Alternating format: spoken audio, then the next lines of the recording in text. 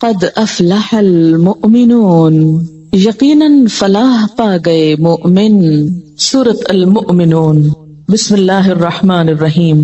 اس سورت کی پہلی 10 آیات کے بارے میں حضرت عمر رضی اللہ تعالی عنہ روایت کرتے ہیں کہ جب آپ صلی اللہ علیہ وسلم پر وحی اترتی تو آپ کے چہرے کے آس پاس شہد کی مکھی کی سی گنگناہٹ جیسی آواز آنے لگتی۔ ایک دن آپ پر وحی نازل ہوئی تو تھوڑی ہی دیر بعد آپ نے قبلے کی طرف منہ کر کے اور دونوں ہاتھ اٹھا کر دعا کی، اللہم زدنا ولا تنقصنا واکرمنا ولا تہنا واعطنا ولا تحرمنا وآثرنا ولا تؤثر علینا وارض عنا وارضنا۔ اس کا ترجمہ ہے، اے اللہ ہمیں زیادہ کر، تھوڑے نہ رہنے دے، یعنی ہماری تعداد میں اضافہ کر اور کمی نہ کر، ہمیں عزت عطا فرما، ذلیل نہ رہنے دے، ہمیں عطا کر اور محروم نہ رکھ، ہمیں دوسروں پر مقدم کر، دوسروں کو ہم پر مقدم نہ کر، ہمیں خوش کر دے اور ہم سے خوش ہو جا۔ اس دعا کے بعد آپ نے فرمایا، مجھ پر 10 آیات نازل ہوئی ہیں، جو ان پر عمل کرے گا جنت میں داخل ہوگا۔ اور پھر آپ صلی اللہ علیہ وسلم نے قد افلح المؤمنون سے لے کر 10 آیات پڑھی۔ اسے ترمذی نے روایت کیا ہے۔ اسی طرح نسائی نے کتاب التفسیر میں یزید بن بابنوس سے نقل کیا ہے کہ انہوں نے حضرت عائشہ رضی اللہ تعالی عنہا سے سوال کیا کہ رسول اللہ صلی اللہ علیہ وسلم کا اخلاق کیسا اور کیا تھا؟ انہوں نے فرمایا، آپ کا خلق یعنی طبعی عادت وہ تھی جو قرآن میں ہے، اور اس کے بعد یہ 10 آیتیں تلاوت کر کے فرمایا، بس یہی خلق اور عادت تھی رسول اللہ کی صلی اللہ علیہ وسلم۔ یہ حدیث کافی مشہور ہے، کان خلقہ القرآن، کہ آپ کا اخلاق قرآن تھا، لیکن اس کے بعد یہ 10 آیتیں تلاوت کر کے فرمایا، بس یہی خلق اور عادت تھی رسول اللہ صلی اللہ علیہ وسلم کی۔ تو گویا حضرت عائشہ رضی اللہ تعالی عنہا نے پورے قرآن پاک میں سے خصوصاً ان 10 آیات کی تلاوت کر کے آپ کا اخلاق ان کے مطابق بتایا۔ انہی آیات کی روشنی میں مجھے اور آپ کو بھی اپنے اخلاق کا جائزہ لینا ہے، اپنے آپ کو پرکھنا ہے کہ کیا ہمارے اندر یہ صفات اور یہ عادات پائی جاتی ہیں۔ کیوں؟ اس لیے کہ قد افلح المؤمنون الذین هم فی صلاتهم خاشعون، یقیناً فلاح پا گئے وہ مومن، اور پھر آگے ان صفات کا ذکر ہے کہ جن کے اندر یہ صفات ہیں وہ فلاح پا گئے۔ اس سے یہ پتہ چلتا ہے کہ اگر یہ صفات نہیں ہیں، یہ باتیں جو آئندہ بتائی جانے والی ہیں، اگر یہ ہمارے اخلاق اور کردار کا حصہ نہیں ہے اور ہم ان صفات سے محروم ہیں تو ہم رزق پر ہیں۔ کہیں ایسا نہ ہو کہ اس کامیابی سے محروم ہو۔ اگر ہم حقیقی معنوں میں کامیاب ہونا چاہتے ہیں تو پھر کوشش کر کے ان صفات کو اپنے اندر پیدا کرنا ہوگا۔ تو آئیے دیکھتے ہیں کہ اللہ تعالیٰ کیا فرما رہے ہیں۔ قد افلح المؤمنون، یقیناً فلاح پا گئے مومن۔ فلاح پانے کے لیے سب سے پہلی صفت ایمان۔ ایمان کے بغیر اگرچہ یہ صفات ساری یا کوئی ایک آدھ میں سے کسی شخص کے اندر ہو بھی تو اس کو اس سے فائدہ نہ ہوگا۔ یہ صفات بھی اس وقت فائدہ دیں گی جب ایمان ہوگا۔ یہاں کامیابی کے لیے لفظ فلاح استعمال ہوا ہے۔ کامیاب ہو گئے مومن، فلاح پائی مومنوں نے۔ تو فلاح کا لفظ فے لام ہے سے ہے، جس کے 3 معنی ہوتے ہیں۔ نمبر 1 پھاڑنا، نمبر 2 کامیابی، اور نمبر 3 بقا، باقی رہنا۔ فلاح کے معنوں میں جو چیرنا، پھاڑنا، کاٹنا ہے، اسی سے لفظ فلاح بھی نکلا ہے۔ کاشتکار کے لیے لفظ استعمال ہوتا ہے جو زمین کو پھاڑتا ہے، چیرتا ہے، کھیتی کاٹتا ہے اور کامیاب ہوتا ہے۔ پھر اسی طرح دوسرا معنی فلاح کا کامیابی ہے، تو اس کے معنی میں یہ بات آتی ہے جیسے کہ قاموس میں آتا ہے، فلاح کا معنی ہے ہر مراد حاصل ہو اور ہر تکلیف دور ہو۔ یعنی کامیابی کیسی، یا کامیابی کا مفہوم کیا ہے اس میں؟ ہر مراد حاصل ہو، یعنی جو دل چاہے وہ مل جائے، اور ہر تکلیف دور ہو، یعنی جو ناپسندیدہ چیزیں ہیں وہ انسان سے ہٹ جائیں۔ اس قسم کی کامیابی کے لیے یہ لفظ فلاح استعمال ہوتا ہے۔ اور تیسری چیز بقا کے ہے، یعنی اس میں لفظ باقی رہنے کا معنی بھی ہے کہ کامیابی ایسی نہیں جو وقتی ہو۔ مثلا کوئی ایک دن یا ایک گھنٹہ یا ایک لمحہ آپ کا ایسا گزرا کہ جو آپ چاہتے تھے وہ آپ نے کر لیا، اور جو آپ ناپسند کرتے تھے وہ آپ سے دور ہو گیا، اور اگلے ہی لمحے وہ سب مصیبتیں پھر لوٹ آئیں جن کو آپ اپنے سے ہٹانا چاہتے تھے۔ اس فلاح کی طرف یہاں اشارہ ہے جو ہمیشہ کی ہے، جزوی یا وقتی کامیابی نہیں، ہمیشہ کی کامیابی۔ اسلام کی نظر میں مفلح وہ ہوتا ہے جو دنیا میں رہ کر اپنے رب کو راضی کرے اور اس کے بدلے میں آخرت میں اللہ تعالیٰ کی رحمت اور بخشش کا مستحق ہو۔ اس کے ساتھ اگر دنیا بھی مل جائے تو اچھا، اگر دنیا نہ بھی ملے تو جو شخص آخرت کی کامیابی پا گیا وہی دراصل مفلح ہے۔ اس ساری ڈیفینیشن کو سامنے رکھا جائے تو 2-3 چیزیں سامنے آتی ہیں۔ نمبر 1، اس کامیابی کے لیے کوشش ضروری ہے، یعنی پہلا معنی تھا نا اس میں پھاڑنا، چیرنا، کاٹنا، یہ سارے کام مشقت والے، جیسے پیچھے جہاد کی بات تھی تو یہاں پر فلاح کے معنوں میں اسی مشقت کی روح موجود ہے۔ دوسری بات یہ ہے کہ اصل مفلح اور کامیاب وہ ہے جس کی ہر مراد پوری ہو اور ہر تکلیف دور ہو، اور ایسا ہونا دنیا میں ممکن نہیں۔ اس لیے کوئی شخص جو دنیاوی اعتبار سے کامیاب کہلاتا بھی ہے وہ حقیقی معنوں میں کامیاب نہیں۔ تو ہم جب کامیابی کے لیے کوشش کریں تو صرف دنیا کو سامنے رکھ کر نہیں، آخرت کو سامنے رکھ کر باقی رہنے والی یعنی بقا کے معنی بھی مد نظر رہیں۔ تو قد افلح، اب جب لفظ ہم بولے افلح، کامیاب ہو گیا، کیا ذہن میں آ رہا ہے؟ محنت کی، مشقت کی، وہ مشقت کام آئی، فائدہ مند رہی، قبول ہو گئی، ایسی خوشی نصیب ہوئی کہ جو چاہا مل گیا اور جو پسند نہیں تھا وہ سب دور ہو گیا، اور پھر ایسی کامیابی جو ہمیشہ ہمیشہ کے لیے۔ قد افلح، بامراد ہو گیا، اپنی منزل کو پا گیا، ہمیشہ کی خوشیوں کو پا گیا۔ کون؟ المؤمنون، جس میں ایمان کی صفت تھی، ایمان والے۔ اور ایمان بھی یہاں صرف زبانی اقرار کا نام نہیں، اسی لیے مؤمنون کی ساتھ جو صفات بتائی جا رہی ہیں وہ کچھ تمناؤں اور آرزوؤں پر مشتمل نہیں یا محض باتوں پر مشتمل نہیں، بلکہ اس میں محنت ہے، مشقت ہے، کوشش ہے۔ تو پہلی صفت جو بتائی گئی وہ کیا ہے؟ الذین هم فی صلاتهم خاشعون، وہ لوگ کامیاب ہیں جو اپنی نمازوں میں خشوع رکھتے ہیں، خشوع اختیار کرتے ہیں۔ خشوع کا لفظ خ شین عین سے ہے جس کا معنی ہے سکون۔ ایسی نماز جس میں سکون ہو، دل کے اندر بھی اور ظاہری حرکات میں بھی، یعنی دل میں اللہ کا خوف ہو، اللہ ہی کی محبت ہو، اللہ کی طرف دھیان ہو، اور دل کے اندر یہ احساسات اتنے گہرے ہوں کہ انسان کے ظاہری رویے میں بھی نظر آ رہے ہوں، اس کے اعضاء پر بھی ان کا اثر ہو۔ پھر خشوع کا معنی کسی کے آگے جھک جانا، دب جانا، عاجزی اور انکساری کا اظہار کرنا بھی کیا گیا ہے۔ تو گویا خشوع کا لفظ آتے ہی دل میں پہلا خیال کیا آنا چاہیے؟ سکون، ٹھہراؤ، ریلیکس، عاجزی، جھکاؤ۔ اسی لیے ہم دیکھتے ہیں کہ حضرت مجاہد کہتے ہیں کہ نظر اور آواز کو پست رکھنے کا نام خشوع ہے۔ حضرت علی رضی اللہ تعالیٰ عنہ فرماتے ہیں کہ دائیں بائیں التفات یعنی گوشہ چشم سے دیکھنے سے بچنا خشوع ہے، یعنی نماز میں کھڑے ہو کر دائیں بائیں نہیں دیکھنا، ادھر ادھر نہیں دیکھنا، اور آنکھوں کے کناروں سے بھی نہیں دیکھنا۔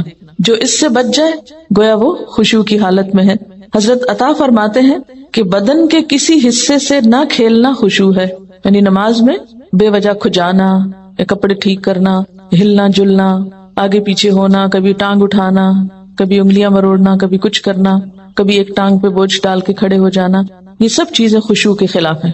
حضرت ابو ذر رضی اللہ تعالی عنہ سے روایت ہے کہ رسول اللہ صلی اللہ علیہ وسلم نے فرمایا، اللہ تعالیٰ نماز کے وقت اپنے بندے کی طرف برابر متوجہ رہتا ہے جب تک وہ دوسری طرف التفات نہ کرے، یعنی بندہ جب رب کی طرف متوجہ رہتا ہے تو رب بھی بندے کی طرف متوجہ رہتا ہے۔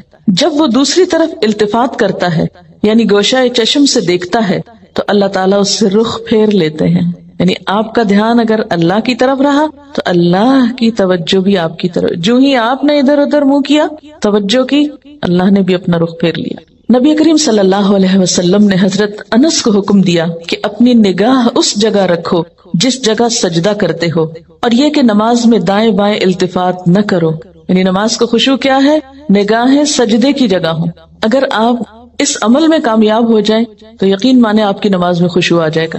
بہت سے لوگ یہ سمجھتے ہیں کہ شاید آنکھیں بند کر کے نماز پڑھنے سے زیادہ خشوع آتا ہے، جو کہ غلط فہمی ہے۔ ایسا کرنا پسندیدہ بھی نہیں، لگتا بہت آسان ہے کہ کچھ چیز نظر نہ آئے تو ہمارا دھیان زیادہ اللہ کی طرف ہو جائے گا۔ جو لوگ آنکھیں بند کر کے پڑھتے ہیں وہ آنکھیں کھول کر سجدے کی جگہ دیکھنا شروع کریں۔ اس میں یہ ہوتا ہے نا کہ جب ہم بچپن سے ایک طریقے پہ نماز پڑھ رہے ہیں، کبھی کسی نے ہمیں ٹوکا نہیں، کیونکہ ہم سب سے زیادہ مائنڈ اس وقت کرتے ہیں جب کوئی ہماری نماز کی اصلاح کرنا چاہے۔ عام طور پر اگر آپ لوگوں کو کسی بھی چیز سے روکیں تو وہ اتنا نہیں برا مناتے، لیکن اگر نماز کے بارے میں تھوڑی سی بات بھی کر دے تو ہائپر سینسیٹیو ہوتے ہیں، غصہ کرتے ہیں کیوں کہا. مثلا کسی نے اگر دوپٹہ باریک لیا نماز میں تو اسے روکا جائے کہ نہیں یہ ٹھیک نہیں، یا اگر ٹخنے ننگے ہو رہے ہیں اور بتایا گیا، یا یہ کہ نماز کا طریقہ درست نہیں، اگر اس میں کسی نے تھوڑی سی بھی مداخلت کر دی تو ناقابل برداشت. تم ہوتے کون ہو مجھے کچھ کہنے والے؟ اس لیے عموماً لوگ اپنی عزت بچانے کو دوسروں کو چھوڑ دیتے ہیں. ٹھیک ہے جو چاہیں کریں، پھر کیا ہو سکتا ہے جب کسی کو خود پرواہ نہیں، جب کوئی خود اپنی اصلاح نہیں چاہتا تو آپ کیا کر سکتے ہیں کسی کے لیے. اور بعض اوقات انڈائریکٹلی 20 بار سمجھانے کے باوجود بھی لوگ اپنا طرز عمل نہیں بدلتے. تو یاد رکھیے کہ جب تک طریقہ درست نہیں ہوگا خشوع نہیں آئے گا. تو خشوع لانے کے لیے نمبر 1 کہ سنت کے مطابق نماز پڑھنے کی کوشش کریں، اور اس میں سجدے کی جگہ پہ دیکھنا شروع کریں. نماز میں حرکت کم کریں. اگر آپ کسی کو خشوع کے ساتھ نماز پڑھتے دیکھیں تو آپ دیکھیں گے آپ کی نماز میں بھی آئے گی، یا آپ کے پاس اگر کوئی کھڑا ہو تو اس سے بھی آپ کو فائدہ ہوگا. لیکن اگر آپ واقعی چاہتے ہیں، کیونکہ اس تدبیر نے مجھے بہت زیادہ فائدہ دیا ہے، آنکھیں بند نہیں کرنی، آنکھیں کھلی رکھنی ہے، لیکن مسلسل سجدے ہی کی جگہ پہ دیکھنا ہے، ادھر ادھر نہیں دیکھنا، اور کم سے کم حرکت، ہلنا نہیں ہے. یہ 2 کام آپ کر لیں تو اندر بھی ٹھہراؤ آئے گا. اسی لیے خشوع کا معنی سب سے پہلے میں نے آپ کو سکون والا بتایا، سکون. اور جو اس طرح نماز پڑھے اس کی نماز کے بعد بھی اس کو ایک خاص سکون نصیب ہوگا. ہم نماز پڑھ کے بے چین اٹھتے ہیں بعض اوقات، کیا پڑھا، کبھی رونے بھی بیٹھ جاتے ہیں، کوئی فائدہ نہیں. یہ رونے دھونے سے کوئی زیادہ فائدہ نہیں ہے، یہ ایک لیم ایکسکیوز ہوتا ہے. رو کے اپنے آپ کو ہم خوش کر لیتے ہیں کہ ہم رو لیے، بس ندامت کے آنسوں نے سب غلطی دھو دی. ٹھیک ہے اس سے دھل جاتی ہے غلطی، لیکن غلطی کی جب تک اصلاح نہ ہو تو محض رونا فائدہ نہیں دیتا، یا محض ندامت فائدہ نہیں دیتی. تو اس لیے 2 چیزوں پہ خصوصی توجہ کرنی ہے اگر چاہتے ہیں خشوع آئے. تو یہاں پر اللہ تعالیٰ فرماتے ہیں کہ صرف نماز پڑھنا ہی کافی نہیں، بلکہ نماز میں خشوع ضروری ہے. کس کے لیے؟ کامیابی کے لیے.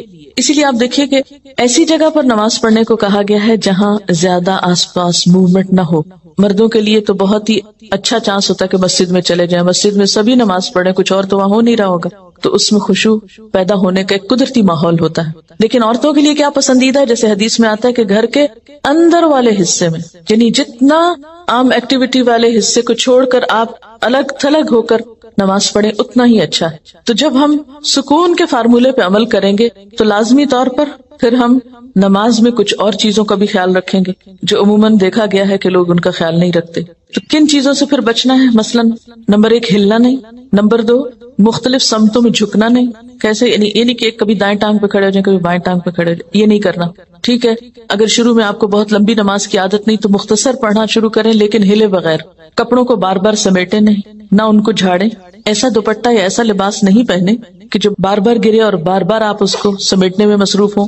پھر اسی طرح جائے نماز کو درست طریقے پہ بچھائیں، یہ نہیں کہ نماز کے بیچ میں ہی آپ اسے ٹھیک کرنا شروع کر دیں. ایسی جائے نماز پہ کھڑے مت ہو کہ جو ہر دفعہ میں اکٹھی ہو جائے اور ہر دفعہ میں آپ اس کو سیدھا کر رہے ہیں. پہلے جو کھجور کے درختوں کے پتے ہوتے تھے ان کے جو جائے نماز ملتے تھے، اگر آج آپ کو میسر ہو اور اس پر نماز پڑھنے کی کوشش کریں تو آپ دیکھیں گے خشوع میں اضافہ ہوگا. بالکل ایک نیچرل میٹ ہوتا ہے نا، اس کی اپنی ایک خوشبو بھی ہوتی ہے اور وہ اکٹھا نہیں ہوتا، اور اس پر آپ کے ہاتھ پاؤں سب جم جاتے ہیں. یہ جتنی مخملی جائے نمازیں آ گئی ہیں اتنی ہی نماز میں خشوع ختم ہو گیا. کبھی پاؤں پھسل رہے ہوتے ہیں، کبھی ہاتھ پھسل رہے ہوتے ہیں. جس چیز پر آپ نماز پڑھتے ہیں اس کو بھی درست کرنے کی ضرورت ہے، وہ بھی مددگار ہے. اسی لیے آپ صلی اللہ علیہ وسلم نے نماز کے وقت سامنے نقش و نگار اور جائے نمازوں کے اوپر نقش و نگار اور ان چیزوں کو ناپسند کیا ہے، کیونکہ یہ بھی نماز میں خلل انداز ہوتے ہیں. پھر اسی طرح تن کے بھی نہیں کھڑے ہونا چاہیے، یعنی بہت اکڑ کے نہیں کھڑے ہوں، بلکہ نارمل نیچرل ریلیکس طریقے سے کھڑے ہوں. بہت اونچی قرات نہ کریں. مثلاً اگر آپ تہجد میں یا نفل کسی میں ذرا سا زیادہ تلاوت کرنا چاہتے ہیں بہت چیخ چلا کے نہیں کریں، یا کہیں آپ امامت کرا رہے ہیں تو اس صورت میں بھی قرات میں عاجزی ہونی چاہیے، کیونکہ وہ بھی خشوع میں اضافہ کرے گی. اسی طرح گا گا کر تلاوت کرنا یہ بھی درست نہیں، مصنوعی تکلف سے تلاوت کرنا. پھر اسی طرح نماز میں جمائیاں لینا اور لیتے چلے جانا نہیں، ان کو کنٹرول کریں. اسی طرح جلدی جلدی کرنا، کیونکہ خشوع کیا ہے؟ سکون. اور سکون میں کیا ہے کہ آپ جب قیام کریں تو ہلنا بند کر دیں، رکوع کریں تو اتنی دیر رکوع کریں کہ جسم ہلنا بند کر دے. رکوع سے جب اٹھیں تو کھڑے ہو کر دوبارہ اتنا کھڑے ہوں کم از کم کہ آپ کا جسم ہلنا بند کر دے. پھر جب آپ سجدے میں جائیں ٹک جائیں اور اس وقت سر اٹھائیں جب تسبیحات پوری ہو چکی ہوں اور ہلنا بھی ختم ہو چکا ہو. یہ نہیں کہ آپ ایک کانسٹنٹ موومنٹ میں کھڑے ہوئے تو رکوع میں ہلتے ہلتے پھر کھڑے ہو گئے، پھر سجدے میں ابھی ہلنا بند نہیں تو پھر کھڑے ہو گئے اور پھر واپس پلٹ گئے. یہ ماری ماری نماز جو ہے جلدی کی، اس سے قطعاً خشوع نہیں آتا. خشوع کے لیے آپ کو ٹھہر ٹھہر کر آہستہ نماز پڑھنی ہوگی. اسی طرح اگر کوئی چیز نماز میں اذیت دے رہی ہو تو اس کو ہٹانا ضروری ہے، کیونکہ بعض اوقات جب ہم کہتے ہیں نا سکون اور ٹھہر جانا، تو اس میں ہم ایسا ٹھہرتے ہیں کہ کوئی چیز اگر ہمیں اس میں پریشان کر رہی ہے، چبھ رہی ہے، یا کوئی خارش ہو گئی یا کچھ، تو ہم اس کی طرف بھی توجہ نہیں دیتے. نتیجہ کیا؟ تو کچھ سمجھ نہیں آتا پڑھ کیا رہے. تو یہ ان نیچرل قسم کا سکون بھی طاری نہیں کرنا.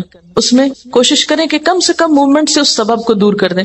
مثلا اگر کہیں خارش ہوئی ہے تو ایک ہاتھ سے بس اس جگہ ہلکا سا دبا کے خارش کر دیں. یہ نہیں کہ ہلا ہلا کے خارش شروع کر دیں، یا بالوں سے کھیلنا یا کپڑوں سے. مختلف لوگوں کو دیکھ کے آپ اندازہ کر سکتے ہیں کہ کون کس طرح پڑھ رہا ہے نا، اور اس سے اپنے آپ کو کمپیئر کرتے ہیں. تو یہ ساری چیزیں جو ہیں ہل جل کی، یہ نماز کی خشوع میں اثر انداز ہوتی ہیں. پھر ایک اور مرحلہ ہے، اور وہ ہے اندر کی خیالات اور سوچوں کا. بہت سے لوگ اس پر پریشان ہوتے ہیں. اگر آپ اس طریقے پہ عمل کریں گے، سجدے والی جگہ پہ دیکھنا ذرا شروع کریں، آپ دیکھیں گے خیالات کم ہو جائیں گے. بہرحال ہر شخص کا اپنا اپنا حساب ہو سکتا ہے، کیونکہ اللہ کے رسول صلی اللہ علیہ وسلم کی کوئی بات بھی حکمت سے خالی نہیں. تو خیالات دو طرح کے ہوتے ہیں. ایک ہوتا ہے خیالات کا آنا اور ایک ہوتا ہے خیالات کا لانا. آنے والوں کو تو آپ روک نہیں سکتے، پاسبل ہی نہیں. اور ایک ہوتا ہے خود انوائٹ کرنا، کسی کو بلانا، دعوت دینا. اس کو آپ بہرحال کنٹرول کر سکتے ہیں. اب جو بن بلائے آ جاتے ہیں ان کو آپ اگنور کر دیں، کیونکہ ہمارا دماغ ایسی چیز ہے کہ جو کانسٹنٹلی کام کرتا ہے، رکتا نہیں ہے. آپ سو رہے ہوں تب بھی وہ خوابیں دیکھتا رہتا ہے، آپ جاگ رہے ہوں، آپ کسی سے بات کر رہے ہوں تو ضروری نہیں کہ آپ کی پوری توجہ وہاں ہو. بہت دفعہ ایسا ہوتا ہے کہ بات کرتے ہوئے آپ کا دھیان وہاں بھی ہوتا ہے اور کہیں اور بھی ہوتا ہے. تو ان تمام چیزوں پر جو خیالات تو خود بخود آ رہے ہیں وہ آتے رہیں گے، اس کو نہیں آپ روک سکتے. مثلا کانوں کے اوپر تو آپ کیا کرتے ہیں؟ ہاتھ رکھ سکتے ہیں، آنکھوں کو بند کر سکتے ہیں، زبان بند کر سکتے ہیں، لیکن دماغ کے خیال کا کیا کریں؟ کوئی ڈھکنا نہیں دے سکتے، کسی قسم کا کنٹرول، کوئی سوئچ نہیں آف کر سکتے. وہ تو خدا نخواستہ آف ہوا تو پھر تو گئے، آن نہیں ہو سکتا پھر. اب یہ بڑی مشکل ہے. اس لیے ان کے پیچھے نہ پڑے، ان کو زیادہ سوچے نہ، ان کو اہمیت نہ دے، ان کو اپنے اوپر حاوی نہ ہونے دے، ان کا تذکرہ نہ بہت زیادہ کریں. یہ کچھ لوگوں کو میں نے دیکھا وہ ہر ایک کو لے کے بیٹھ جاتے ہیں، میں کیا کروں. خیال بہت آتے ہیں نماز میں. کسی کے پاس کوئی جادو کی چھڑی نہیں کہ جو ایک آپ کو لگائے گا اس وقت اور آئندہ آپ کے خیالات نہیں آئیں گے. اس لیے